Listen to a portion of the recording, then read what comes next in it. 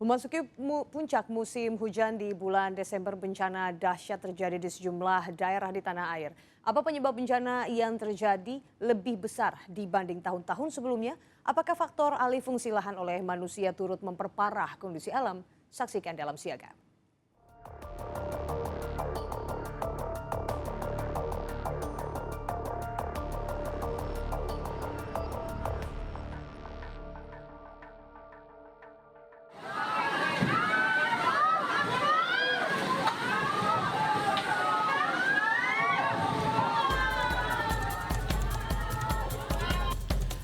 Hanyut terseret arus banjir bandang. Kondisi inilah yang terlihat di kawasan Puncak Kalong, dekat SD Negeri Sindangsari, Kecamatan Sagaranten, Kabupaten Sukabumi, Jawa Barat. 4 mobil yang tengah diparkir di tepi jalan tiba-tiba terseret luapan air Sungai Cikaso. Di lokasi yang tidak terlalu jauh, sebuah mobil juga hanyut terbawa arus banjir. Ada juga mobil yang terbalik di tengah banjir. Terjadi kecelakaan tuh, tengah waronya. Kecamatan Sagaranten dan Pelabuhan Ratu merupakan 2 wilayah yang terdampak parah banjir bandang. Di tempat ini, ketinggian air bervariasi, mulai 30 cm hingga 1,5 meter. Sebelum terjadi banjir, wilayah Sukabumi terlebih dulu diguyur hujan deras selama 3 hari berturut-turut. Kondisi ini membuat permukaan air sejumlah sungai meluap. Petugas pun harus berjibaku untuk mengevakuasi warga. Di wilayah tertentu, petugas harus mengerahkan perahu karet dan memasang tali agar warga yang dievakuasi tidak terseret arus banjir. Selain Sungai Cikaso, banjir juga dikarenakan luapan air Sungai Cibening. Akibatnya jalan penghubung antara wilayah Nyalindung dan Purbaya terputus. Pengendara sepeda motor memilih bertahan karena khawatir terseret arus banjir. Namun ada juga yang nekat melintas dengan cara meminta bantuan warga menggotong sepeda motor. Data sementara BPBD ada 27 desa di 20 kecamatan di Sukabumi yang terdampak banjir dan tanah longsor. Bergerak sebisa mungkin, jangan memaksakan diri. Karena hujan masih terus turun dan longsoran masih memungkinkan untuk terjadi. Briefing mengawali pencarian dari petugas gabungan BPBD Palang Merah Indonesia Kabupaten Sukabumi bersama aparat TNI Polri di lokasi longsor. Target tim yakni menemukan 1 orang korban atas nama Emma, 50 tahun di Kecamatan Geger Bitung. Korban diduga tidak mengetahui adanya longsor susulan yang terjadi tiba-tiba. Kondisi longsor menyulitkan petugas dan harus mendatangkan 1 alat berat. Akibat longsor, 4 kepala keluarga atau 12 jiwa mengungsi ke tempat aman. Petugas mengimbau kepada masyarakat yang berada di perbukitan untuk waspada karena cuaca ekstrim masih akan terjadi hingga akhir bulan. Ini merupakan salah satu titik terparah karena bencana alam yang terjadi di Desa Curug Luhur, Kecamatan Sagaranten, Sukabumi, Jawa Barat. Terlihat di belakang saya ada mobil yang memang terbawa arus seperti yang diketahui. Debit air yang terjadi karena banjir ini sangatlah deras, di mana air juga menggenangi kurang lebih 5 sampai dengan 6 meter. Dan saat ini terlihat di dalam layar kaca Anda bahwa warga Desa Curug Luhur sudah mulai melakukan aktivitas, yakni membersihkan rumah dan melakukan mobilisasi untuk melihat harta benda yang masih dimilikinya. Namun ada sejumlah kendala yang dimiliki, yakni salah satunya lumpur yang menggenangi wilayah desa sehingga sulit untuk melakukan mobilisasi atau aktivitas karena lumpur yang cukup padat dan juga cukup licin. Selain itu, kami tadi sempat berbincang dengan salah satu warga yang menyatakan bahwa masyarakat sekitar belum mendapatkan bantuan apapun dari pemerintah dan mengharapkan adanya bantuan yang segera datang. Namun adanya kendala karena memang untuk datang ke Desa Curug Luhur di Kecamatan Sagaranten ini tertutup aksesnya akibat banjir sehingga ada beberapa tanah longsor sehingga akses atau mobilisasi tertahan. Cuaca ekstrim juga melanda Kabupaten Cianjur, Jawa Barat. Seorang relawan menggendong warga lansia yang rumahnya terkepung oleh banjir. Curah hujan tinggi yang mengguyur Kabupaten Cianjur selama beberapa hari terakhir ini telah menyebabkan Sungai Cisokan meluap. Imbasnya, 150 rumah warga di Kecamatan Leles dan Agra Binta terendam banjir. Info terkini tanjakan Gunung Waru saat ini longsor. Bukan hanya banjir, derasnya hujan turut menyebabkan longsor di sejumlah titik Kabupaten Cianjur. Salah satunya jalan provinsi dari kabupaten menuju kota Cianjur. Akibat jalan tertutup material longsor, para pengendara harus mencari jalur alternatif. Namun, sebuah mobil yang sedang melintas justru terperosok ke dalam jalan yang ambles. Gebros ya tuh mobil jalan pasir kupai. Selain longsor, warga pun dihantui oleh jalan ambles di sejumlah titik, seperti jalan menuju Kecamatan Cijati dan Kecamatan Tanggeng. Dari catatan BPBD Cianjur, total bencana longsor dan jalan ambles terjadi di 25 desa di 14 kecamatan.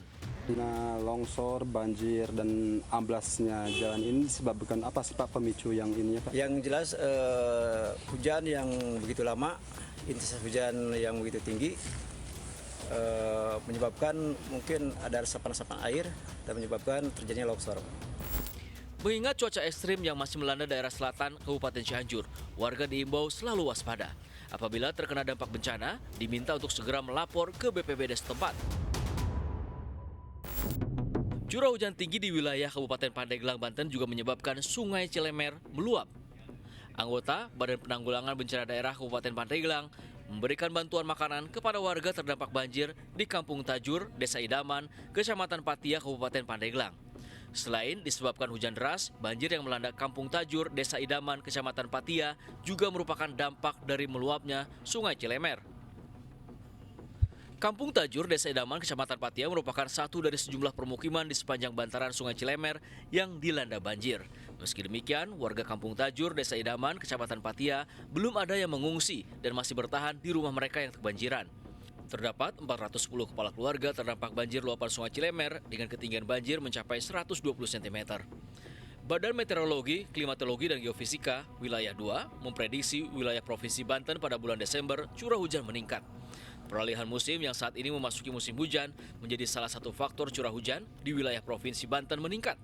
Berdasarkan dari prediksi 10 hari ke depan, maka potensi curah hujan yang perlu diwaspadai dengan kategori waspada sampai dengan awas, yaitu meliputi wilayah Kabupaten Serang, Kabupaten Lebak, dan Kabupaten Pandeglang. BMKG mengimbau warga agar lebih berhati-hati serta menghindari tempat beresiko bencana banjir, longsor, dan angin kencang. Ratusan kendaraan pengangkut logistik masih tertahan di kantong-kantong Pelabuhan Merak, Cilegon, Banten. Truk-truk ini tidak bisa diseberangkan ke Pelabuhan Bakauheni, Lampung karena pelayaran kapal feri terhambat gelombang tinggi. Data yang diterima pengelola pelabuhan, gelombang di perairan Selat Sunda mencapai 1,5 meter dengan kecepatan angin sekitar 20 knot. Kondisi ini membuat proses bongkar muat kapal berjalan lebih lambat. Antrean kendaraan juga terlihat di jalan menuju Pelabuhan Bakauheni, Lampung Selatan. Bahkan antrean mencapai 1 km dari pintu gerbang masuk pelabuhan. Truk dan bus ini tidak bisa langsung diseberangkan karena cuaca buruk di perairan Selat Sunda. Kondisi kemacetan semakin diperparah dengan pengendara yang belum memiliki tiket penyeberangan penumpang kapal namun tetap masuk ke area pelabuhan. Petugas terpaksa meminta pengendara memutar balik apabila kedapatan tidak memiliki tiket. Cuaca ekstrim yang terjadi di sejumlah daerah di Indonesia rupanya sudah sesuai dengan prediksi dari BMKG. Bahkan beberapa daerah akan mengalami puncak musim hujan di bulan Desember ini. BMKG mengimbau warga untuk tidak hanya waspada, tapi juga siaga bencana hidrometeorologi. Sejak bulan Oktober, kami sudah memprediksi, memperkirakan mulai masuk November ini mulai terjadi peningkatan curah hujan yang disertai dengan fenomena La Nina lemah. Mulai November diprediksi akan berlangsung hingga Maret-April tahun depan. Jadi yang terjadi saat ini, mohon maaf, itu bagian dari awal dan akan kecenderungannya semakin meningkat menjelang akhir tahun dan berlanjut puncak musim hujan, terutama sebagian besar di bulan Januari, Februari.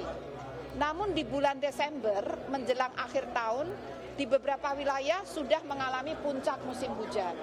Poinnya adalah kita tetap terus, bahkan tidak hanya waspada, tapi siaga. Siaga bencana hidrometeorologi akibat dari peningkatan intensitas curah hujan, dari intensitas sedang hingga lebat, bahkan bisa sampai sangat lebat atau ekstrim.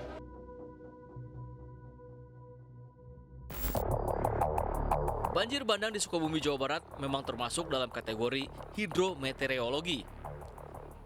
Namun, secara tata kota ada penyebab ulah manusia. Menurut pengamat tata kota, kawasan Sukabumi yang terkena banjir merupakan kawasan resapan. Apalagi adanya kawasan geopark yang seharusnya dalam aturan dilarang adanya pemukiman warga. Hampir semua bencana hidrometeorologi itu disebabkan oleh dua hal.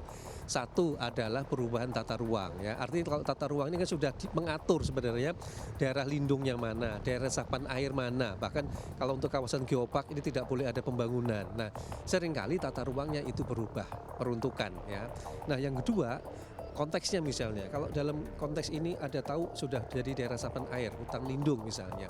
Tiba-tiba ada perubahan untuk perkebunan, ya, apalagi untuk permukiman, maka bisa dipastikan daerah untuk penyangga resapan air tadi kan berubah fungsi. Sehingga beda, hutan lindung sama perkebunan kan beda, daya tampung, daya resapnya.